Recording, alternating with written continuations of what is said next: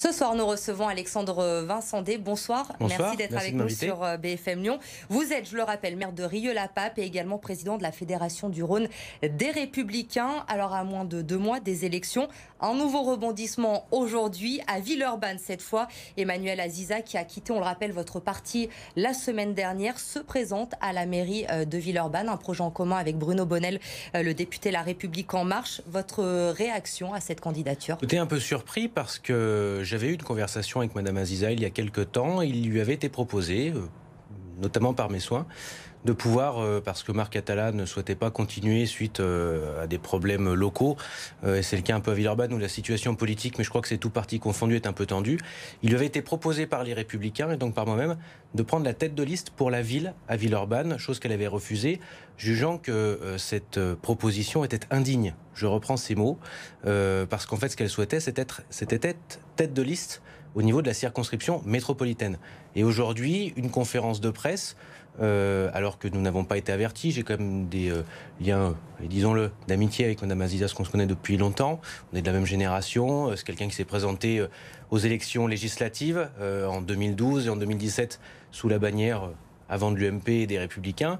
Ensuite, n'a prévenu personne. C'est un peu bizarre quand on explique il y a 15 jours que la tête de liste est quelque chose, une proposition indigne, et qu'après on se réjouit d'être tête de liste pour un autre camp. Y a-t-il eu des discussions avant ? Je n'en sais rien. En tout cas, ce qui est sûr, c'est que ça ne donne pas une très belle image de l'engagement politique et de la parole donnée, malheureusement. Alors, Emmanuel Aziza était notre invitée tout à l'heure sur BFM Lyon, justement, et elle nous a expliqué son choix de quitter le parti des Républicains. Elle a expliqué que pour elle, il y avait une mentalité moyenâgeuse aujourd'hui chez les Républicains. Elle fait allusion aux têtes de liste pour la métropole où il n'y a aucune femme représentée. Aujourd'hui, les Républicains ont une mentalité moyenâgeuse ? Écoutez, vous avez qu'à regarder ce qui se fait par les élus, les Républicains, qui sont élus notamment depuis 2014 dans les territoires.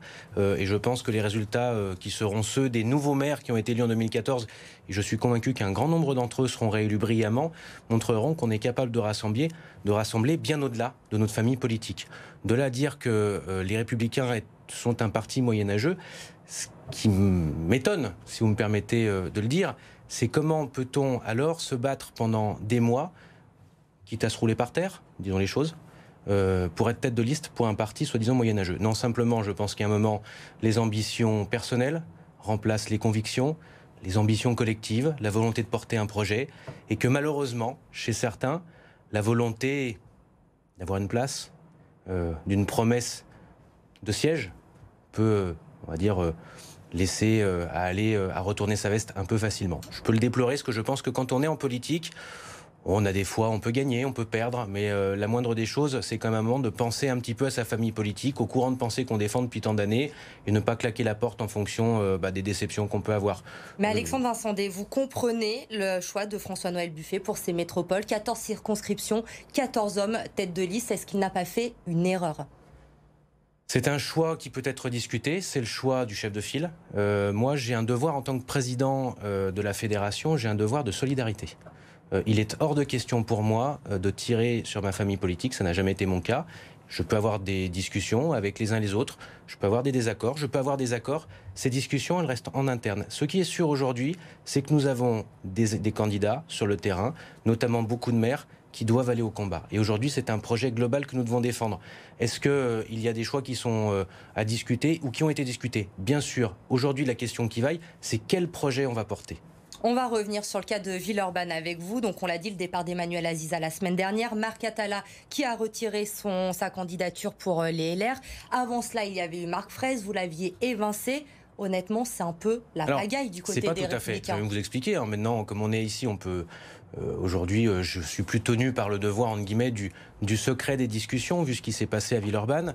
En fait, il y a quelques mois, il y a eu une première discussion. Cette discussion, une réunion qui s'est tenue en ma présence avec Jean-Wilfried Martin, qui était donc candidat tête de liste en 2014, et Emmanuel Aziza, les représentants de M. Marc Fraisse. M. Marc Fraisse l'avait dit à l'époque qu'il était prêt à soutenir une nouvelle génération. On arrive lors de cette réunion, Monsieur Martin et Madame Aziza, après s'être jeté, on va dire plus que des anathèmes à la figure, on en est arrivé quasiment aux insultes, ont décidé de travailler ensemble et de faire un ticket ensemble.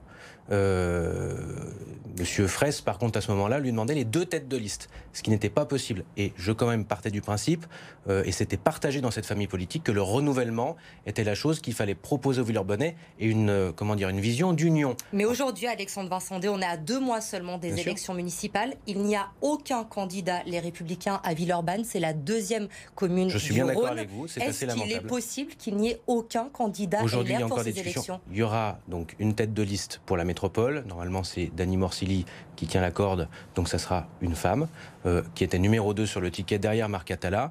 Derrière, il y a eu une explosion des Républicains, mais je note malheureusement aussi une explosion de la République En Marche avec des listes dissidentes. Et je pense que malheureusement, vous savez, ça me fait penser cette situation un petit peu à la maison qui rend fou dans les 12 travaux d'Astérix, où tout le monde devient complètement dingue à l'approche des élections en essayant de sauver son siège. C'est ça malheureusement que je dénonce un petit peu. Mais est-ce que ce candidat, s'il y a candidat, arrivera à faire l'unanimité au sein de votre parti? Ah mais de toute façon, ce qui est sûr, c'est que je pense qu'à Villeurbanne, il va tout falloir reconstruire depuis la base. Puisque ce qui s'est passé, c'est que Jean-Wilfried Martin, qui avait été investi par notre famille politique, souhaitait la double investiture tout de suite, et je lui avais répondu qu'il n'était pas possible de lui donner l'assurance d'avoir les 2 têtes de liste. Il avait l'assurance, puisqu'il était investi, d'être tête de liste à la ville, et qu'ensuite il y aura une discussion avec le chef de file, François-Noël Buffet, pour la métropole. N'ayant pas cette assurance tout de suite, il a préféré lâcher. Ensuite, nous avons eu une demande de M. Attala qui souhaitait y aller. Le problème, c'est que tout le monde a préféré tirer dans le dos du nouveau candidat et ne pas l'aider. Donc il a explosé en plein vol, malheureusement. Ensuite, Mme Aziza voulait la tête de liste métropolitaine en disant qu'elle ne voulait pas la tête de liste ville, ce qu'elle a pris aujourd'hui. Donc vous voyez, on n'y comprend plus rien. Et aujourd'hui, on en arrive à une situation où finalement, plus personne n'y comprend plus rien. Tout le monde a pensé à lui plutôt qu'à l'intérêt général, et on en arrive à une situation un peu lamentable. Ce qui est sûr, c'est qu'il y a des discussions aujourd'hui qui sont en cours avec différents acteurs villeurbanais, et j'espère que dans quelques jours, on pourra sortir un petit peu de la nasse. Mais je vous avoue, c'est pas une situation dont je suis très fier, et personne ne peut être fier de cette situation. On va parler de vous maintenant, Alexandre Vincendé. Vous êtes maire de Rieux-la-Pape, on le rappelle, depuis 2014. Vous allez bientôt officiellement annoncer votre candidature à votre succession? Déjà, ce qui est sûr, c'est qu'à Rieux-la-Pape, ça se passe mieux qu'à Villeurbanne.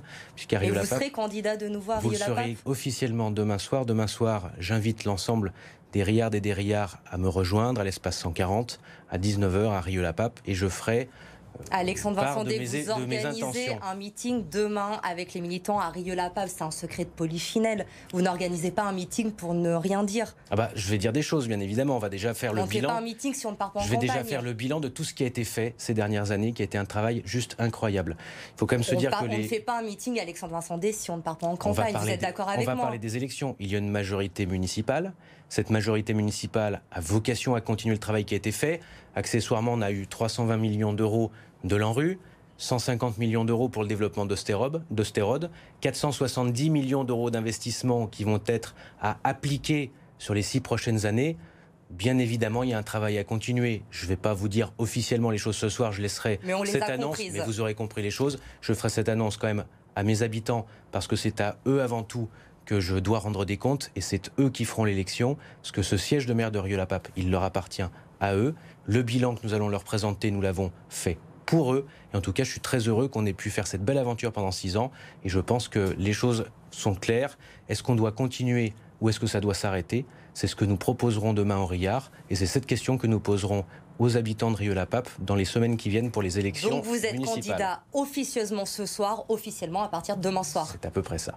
Merci beaucoup Alexandre Vincendé d'avoir été avec nous ce soir sur le plateau de BFM Lyon.